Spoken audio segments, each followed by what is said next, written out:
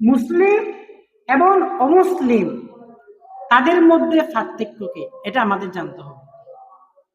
আমরা অনেকে পার্থক্য খুঁজি, যাদের দাড়ি আছে তারা মুসলিম, যাদের দাড়ি নাই তারা অমুসলিম, এরকম কতগুলো পার্থক্য আমরা খুঁজি।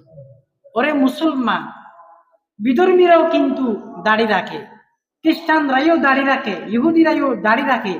দাড়ি দিয়ে মুসলিম ও মুসলিম বিবেচনা করা যায় না। মুসলিম ও মুসলিম বিবেচনা করা যায় নামাজ নিয়ে।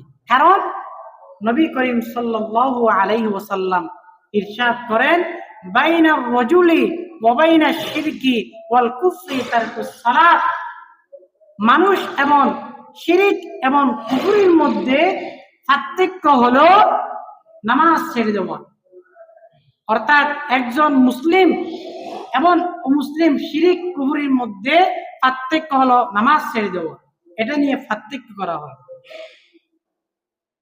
নামাজ ছেড়ে দেওয়া এটা একটা মুনাফিকের, কাফেরের আলামত। নামাজ ছেড়ে দেওয়া কার আলামত? কাফেরের আলামত। তবে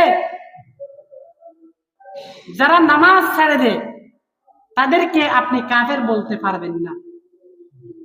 যারা নামাজ পড়ে না, ছেড়ে দেয়, তাদেরকে কাফের বলতে পারবেন না।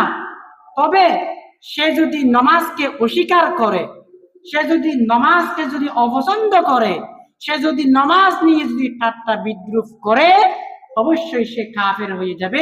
সে বেঈমান, মুসলমানের নাম থেকে তার নাম কেটে দেওয়া হবে। নামাজ আদায় করে নাই, যে ব্যক্তি নামাজ আদায় করে নাই সে ফাসিক, সে কুফরি করেছে, তাই বলে তাকে আমরা কাফের বলতে পারবো না। তবে সে যদি নামাজকে অস্বীকার করে, নামাজকে যদি অপছন্দ করে, নামাজ নিয়ে যদি ঠাট্টা বিদ্রুপ করে, তাহলে তাকে কাফের বলা যাবে। সে আর মুসলিম থাকবে না, সে মুসলিম হয়ে যাবে।